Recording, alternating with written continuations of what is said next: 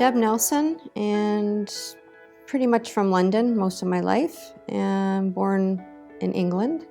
And yeah, I've grown up in Byron and lived most of my life in Old South, and I'm just in the point of a new venture where we're downsizing and moving out of town for a smaller home and a quieter life. So I had several positions. The main position was with in radio, and that was for 26 years.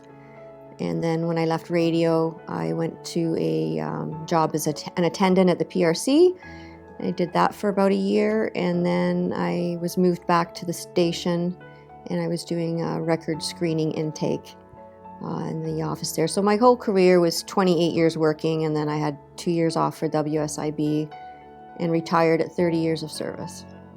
Those earlier days, PTSD wasn't recognized as something that a dispatcher could be diagnosed with.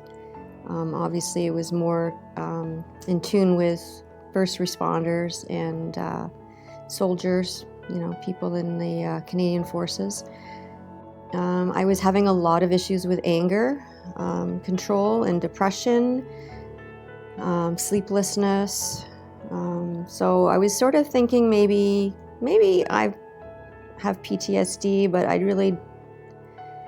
don't know, I didn't really want to go down that path. I didn't really want to go down that road. I just wanted help. And Steve Stokan happened to walk in the office one day when I was having these thoughts, and I knew that he was a big supporter and creator of support for PTSD victims. And so I just sort of asked him out of curiosity, what's it all about? Like, I don't really get it, but I don't think I have it, but this is kind of what I've been experiencing. And I think we were in a conversation for 2 minutes, and then I was pretty much in full-blown tears. And so he was very kind and compassionate and took me aside, and we talked for a little bit. And then I basically thought, you know what, maybe this is what I have. Maybe this explains all of my emotional issues. And so I left work that day because I was very upset, and I just couldn't seem to control my emotion.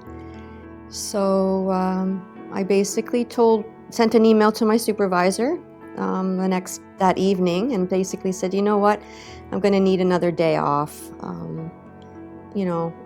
I wasn't thinking I would be off for any extended period of time. And I said, maybe, I thought maybe I was having some PTSD issues. And as soon as I said that in the email, then it kind of put up some red flags at work that they had to respond to. So then he had to make a report to the wellness employee.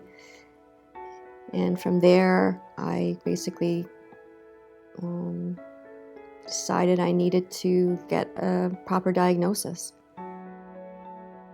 It affects everybody differently, the different traumas and the different events. And I had, 26 years of doing that job.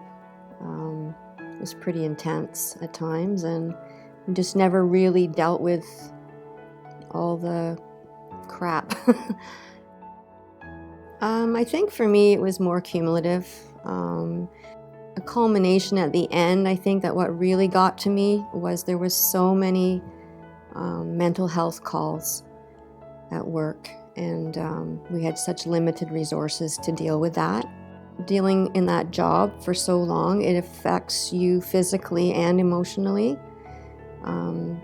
so much more than you really ever realize. So the cumulative effect of that, of what your body goes through, your nervous system goes through, just not really having the proper recognition of that, hey, you know what, maybe the dispatchers need some help too. We didn't always support one another that well, just because of the nature of the job and the environment that we worked in. It was just like, you go from one call to the next, to the next, to the next, and then you're, dealing with officers on the air, and, you could be dealing with, a very serious call one moment, and then the next breath you're dealing with someone who's wants help getting their dog to the vet, like something that's not an emergency for the London police. So, or you're dealing with people that are intoxicated, high, belligerent, but you still haven't come down from that first call that was very traumatic, and you haven't processed anything. So you don't have time. You're tethered, you're like an umbilical cord, you're attached to a console, and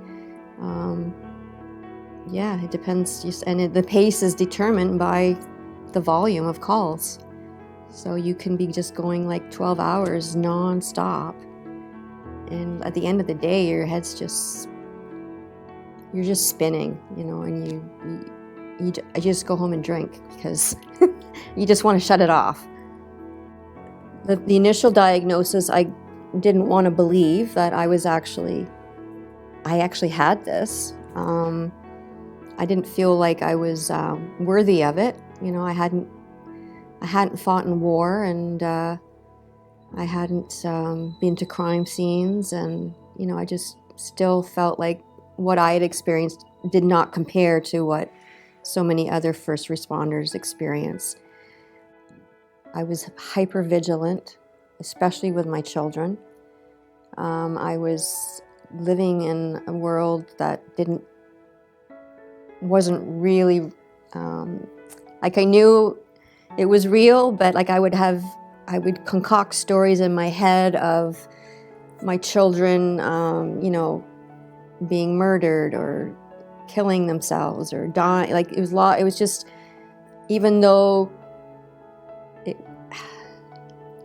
it was possible, but not possible. Like it was just like, and my anxiety made me believe that these things could actually happen and were gonna happen.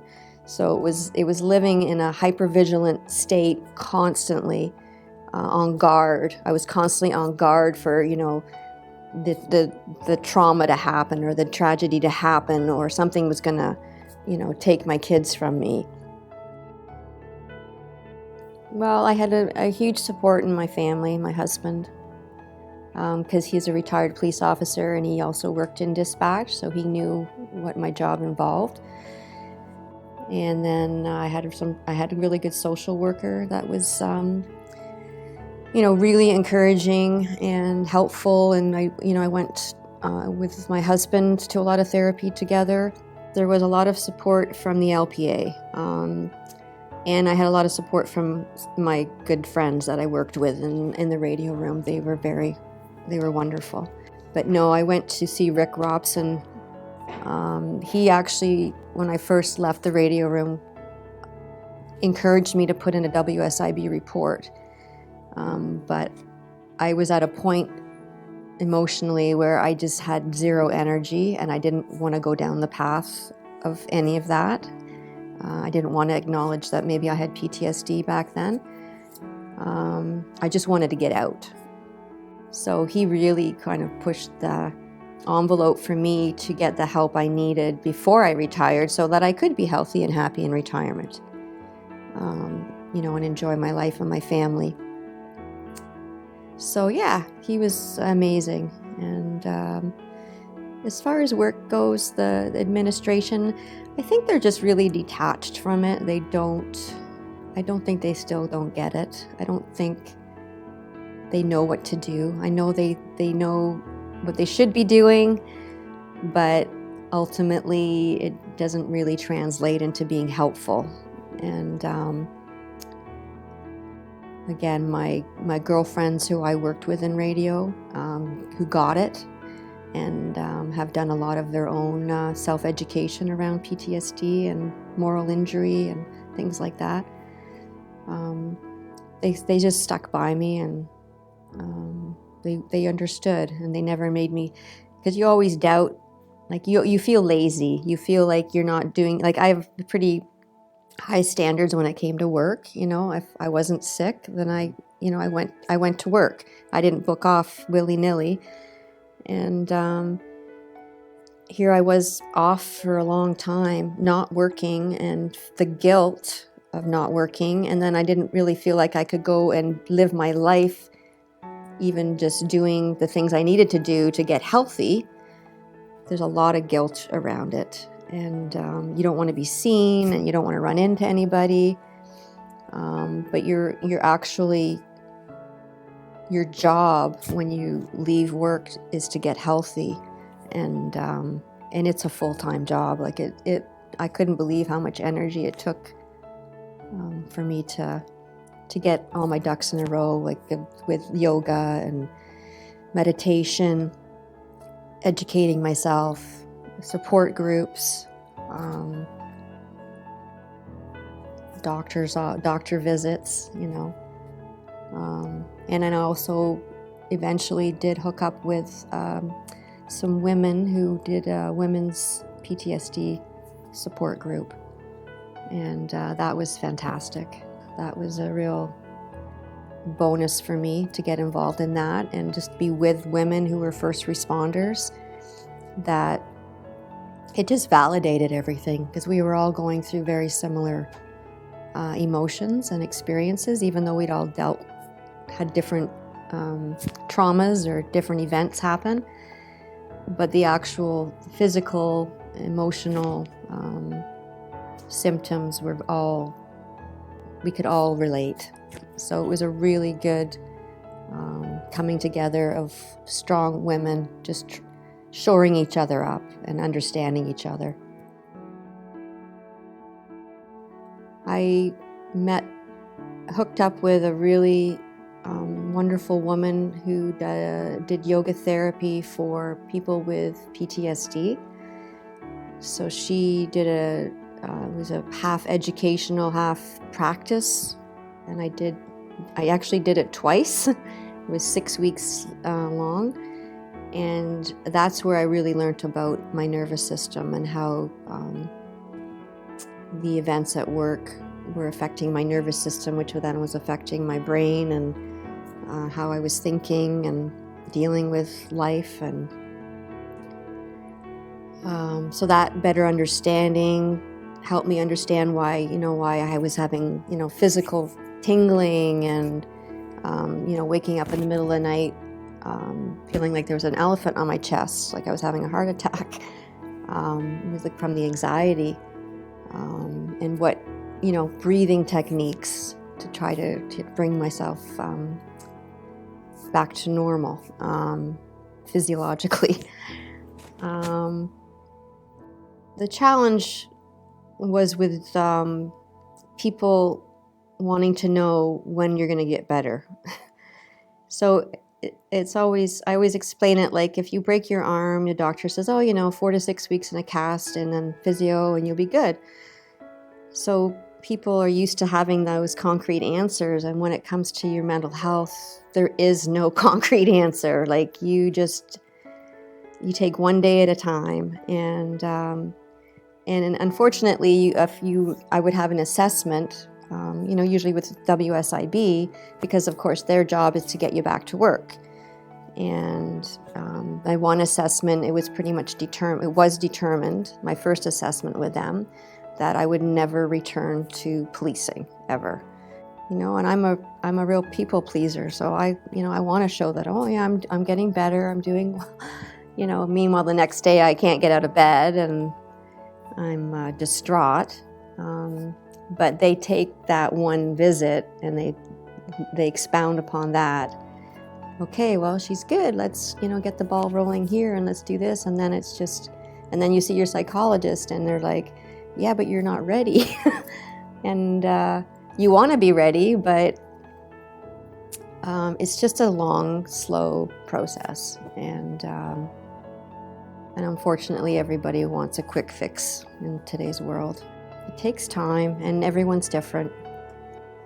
And I know it always just comes down to money in the end, which is frustrating because it's more than that, right?